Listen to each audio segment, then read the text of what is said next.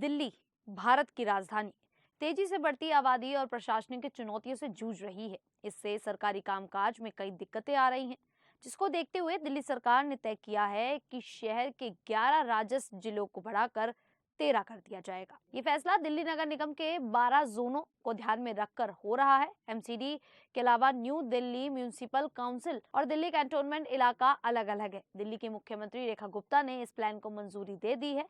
ये काम दिसंबर 2025 के अंत या जनवरी 2026 तक हो जाएगा। इसका फायदा ये होगा कि सरकारी सेवाएं बेहतर होंगी, सीमाओं पर झगड़े खत्म होंगे और लोगों का आसानी से काम हो जाएगा। अभी दिल्ली में 11 जिले हैं। नाम है उत्तर, उत्तर पूर्व, पूर्व, दक्षिण, दक्षिण पूर्व, दक्षिण पश्चिम, उत्तर पश्चिम, पश्चिम, मध्य, नई दिल्ली और शाहदरा। हर जिले का एक डीएम होता है। वो जमीन के कागजात, टैक्स और दूसरे काम देखता है। लेकिन दिक्कत ये है कि एमसीडी के 12 जोन हैं, जैसे civil lines, Karol Bagh, Rohini.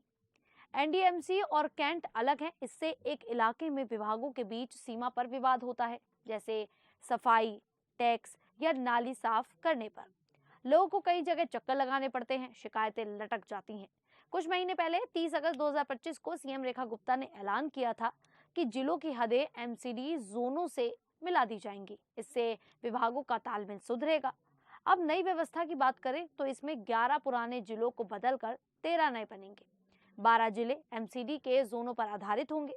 13वां NDMC और कैंट को जोड़कर बनेगा। राजस्व विभाग ने प्लान तैयार किया है। इसमें 9 नए जिलों के नाम हैं, बाकी 4 मध्य, नई दिल्ली, दक्षिण और पश्चिम वैसे ही रहेंगे, लेकिन इनकी हदें जोनों के हिसाब से तय होंगी। नए जिलों के नाम civil lines, Karol Bagh, Rohini, Narela, Najafgarh, city सदर, केशवपुरम, उत्तर शाहदरा और दक्षिण शाहदरा है।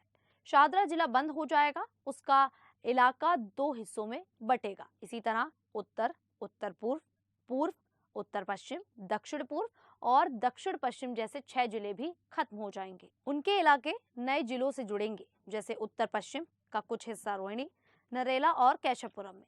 दक्षिण पश्चिम का बड़ा भाग नजफगढ़ बनेगा। एसडीएम के दफ्तर 33 से 39 हो जाएंगे। हर जिले में छोटा सचिवालय बनेगा। वहां पुलिस के अलावा बाकी सेवाएं मिलेंगी। आधार, राशन कार्ड, जमीन रिकॉर्ड, टैक्स, लाइसेंस सब एक जगह हो जाएगा। लोगों को भागना नहीं पड़ेगा। ये प्रस्ताव पहले कैबिनेट में गया था, लेकिन कुछ तकनीकी समस्या से रुक गया था। अब सीएम की मंजूरी से 24 नवंबर 2025 को कैबिनेट ने हाँ कह दी है।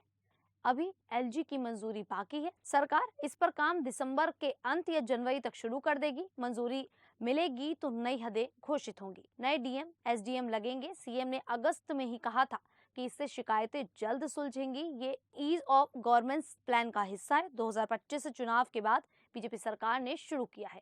इससे फायदे बहुत हैं। विभागों का आपसी तालमेल बढ़ेगा। एक जोन, एक जिला से झगड़ा कम होगा। सफाई, नाली जैसे मुद्दे आसान हो जाएंगे। छोटे सचिवालय से काम तेज होगा, जैसे करोलबाग वाले लोकल ही काम करा लेंगे। बाढ़ या प्रदूषण में जल्दी मदद मिलेगी। विकास बेहतर होगा। नरेला में फैक्ट्रियां, नजफगढ़ में गांव सुधरेंगे। कुछ कहते हैं कि पैसा ज्यादा लगेगा, लेकिन सरकार कहती है कि बाद में इससे बचत भी होगी। कुल मिलाकर दिल्ली साफ सुथरी और आसान बनेगी। 13 जिलों से जीवन आसान हो सकता है और स्मार्ट सिटी बनेगी। खैर, सरकार के इस प्लान को लेकर आप लोगों को क्या लगता है? क्या सच में दिल्ली में बदलाव होगा? क्या दिल्ली इससे चेंज होगी, बेहतर होगी या फिर नहीं? आप हमें कमेंट करके अपनी राय जरूर दें। अभी के लिए इतना ही। फिर हाजिर होंगे ऐसी ही देश और दुनिया से जुड़ी बड़ी खबरों के साथ। तब तक के लिए देखते रहिए द न्यूज़ 15।